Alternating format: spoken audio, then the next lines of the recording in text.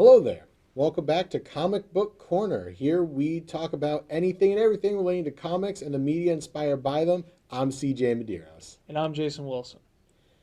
Well, it's the last Comic Book Corner of the semester and my last Comic Book Corner, well, ever. So we're going to be wrapping up the year in style because today we are officially going to talk about Marvel's old hit TV series, The Spectacular Spider-Man.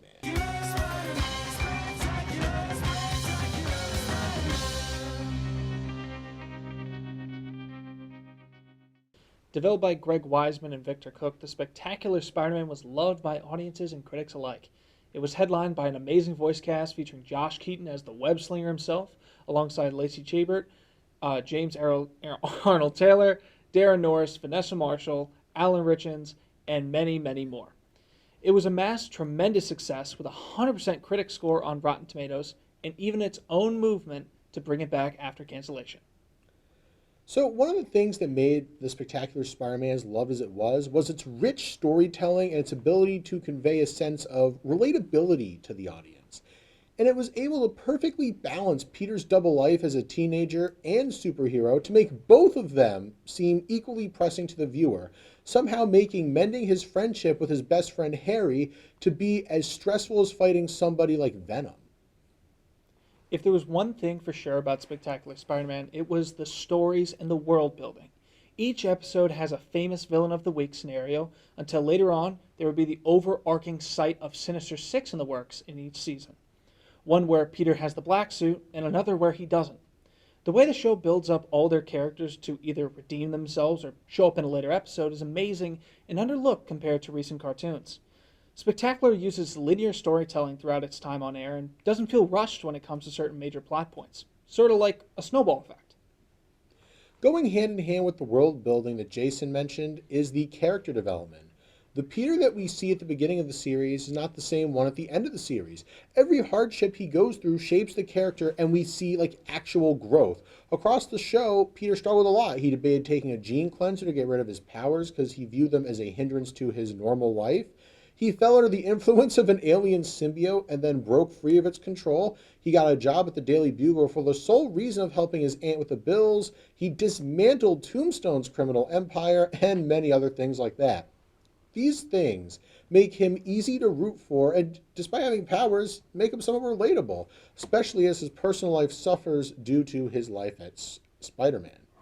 We also see his relationships with his main love interest, Liz Allen and Gwen Stacy, and his relationship with his best friend, Harry Osborn, his Aunt May, and even authority figures in his life, like guys like J. Jonah Jameson and Norman Osborn.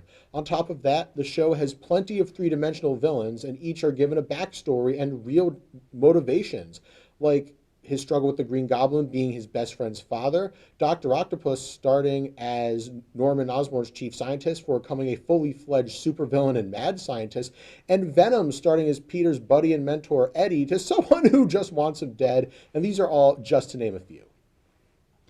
Well, CJ, you can't have an animated show without animation. This show's animation holds up with many of the cartoon classics we've seen over the years, and still holds up to today. For example, if you were to show me Spectacular Spider-Man now, without any knowledge, I would never guess that it came out when it did. The quality of the easily digestible art style and character designs was inviting to the viewer's eye. Each character looks familiar with a new take on their look for example, Electro. Electro over the years has had many different forms. We'll use Jamie Foxx and older cartoon versions for example. Either he's blue, he has lightning powers, or be a guy in a lightning bolt costume. How about combining the new with the old? Using the same color palettes of old Electro with the new feel and design, making him more monster than man, giving him an electric-proof suit that allows him to control his lightning, as well as have him burst with energy throughout the rest of his uncolored parts of him. A beautiful design to say the least, and one underlooked. But when it comes to a few of the characters' major redesigns, they look amazing. You know, the visuals are amazing, and the storytelling is just as superb, but what gives this show its justly earned praise is the consistency. No one episode truly stands alone, and they can all build on each other, and they complement each other as well. That's huge. And everything is meticulously planned, and the viewer can just tell that every episode and every detail had just a great deal of care that was just put into the show as a whole.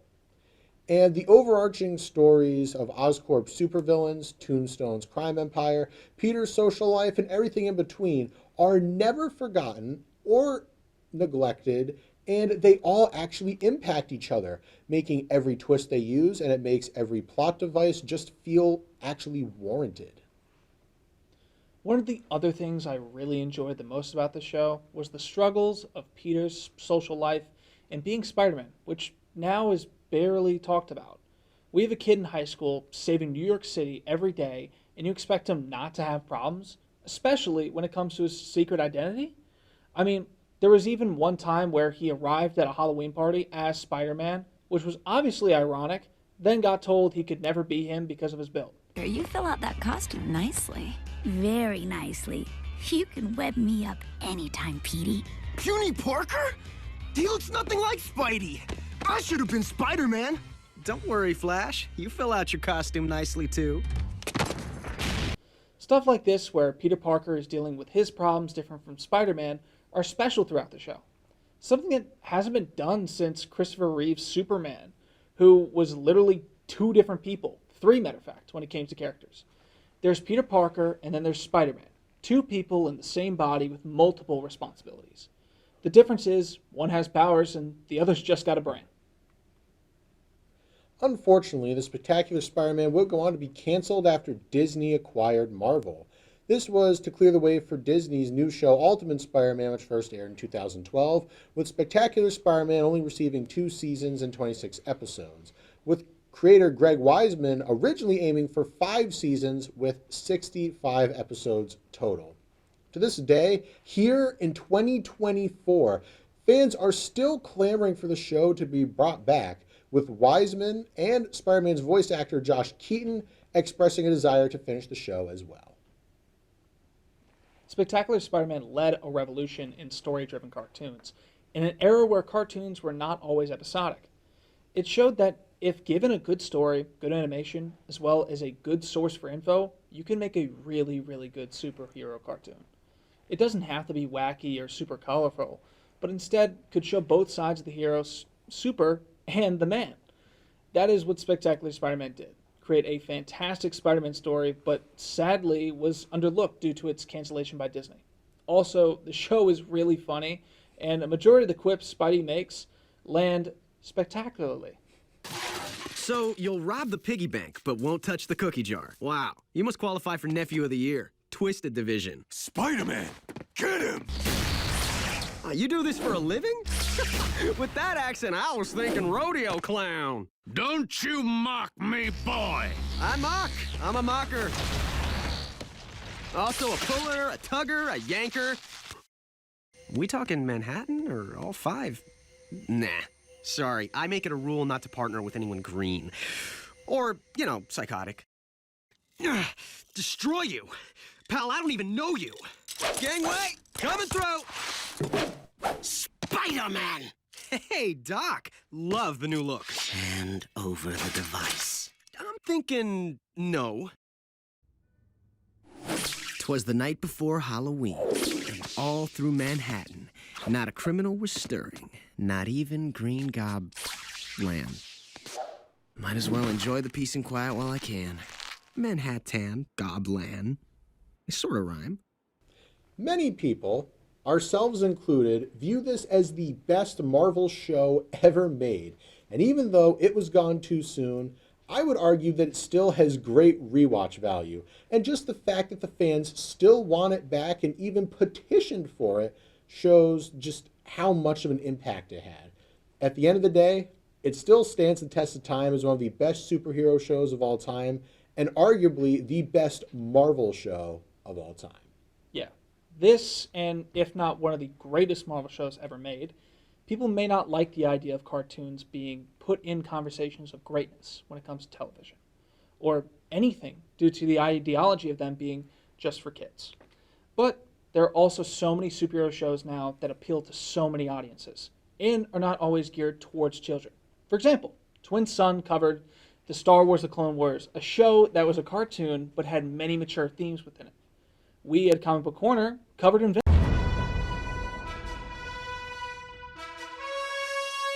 Invincible. Sorry for the title tag, I had to do it. Both of these shows, differing from rating, have some of the greatest stories to be told, and yet are underlooked since they're animated. But back to Spectacular. It was one of the greatest shows from my childhood, and rewatching it all over again for this episode was really made me appreciate the show and its storytelling even more. In the end, despite sadly being canceled, it was actually spectacular. And for those who haven't seen it or haven't watched it, Josh Keaton does an amazing performance. And if what we've said doesn't help, I don't know what's holding you back from such a spectacular show. Enough said. Well said, Jason. And that does it for the last episode of Comic Book Corner for this semester. And it's kind of bittersweet because, as mentioned earlier, this is my last episode of Comic Book Corner ever. I'm going to miss hosting here with Jason, and I'm also going to miss some of my other segments on DNN2, like Liberty Politics and the Dean Daily with my good buddy Dylan. And I'm going to miss you all here at DNN, and I'm truly proud to hand the reins over to Jason Wilson, who I wholeheartedly believe is going to take this segment to the next level. Regardless of who's hosting, this show, thankfully, isn't going away. So whether I'm here or not, please tune in next time. I'm CJ Medeiros. And I'm Jason Wilson.